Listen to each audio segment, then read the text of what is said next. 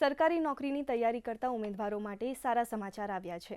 GPSC દ્વારા ગુજરાત સેવા આયોગે સ્પોર્ટ્સ ઓથોરિટી, પાણી પુરવઠા અને હાઉસિંગ બોર્ડ સહિત વિવિધ 23 સંવર્ગમાં 270થી વધુ જગ્યાઓ માટે ભરતીની જાહેરાત કરાઈ છે।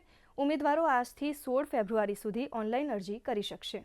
આ 5 વિભાગો એના 23 અલગ અલગ સંવર્ગ ને 279 જગ્યાઓ આનું આજ આપણે અરજી ફોર્મ જાહેરાત તો આપી, અરજી ફોર્મ ભરવાનું પણ આજથી ચાલુ થયું, પણ સાથે સાથે આ તમામ જગ્યાઓ માટે આપણે જે પ્રિલિમ પરીક્ષા લેવાના છીએ એની તારીખ પણ આયોગે ડિક્લેર કરી દીધી છે। એ તારીખ છે 26 એપ્રિલ 2026, એટલે કે 26/4/26।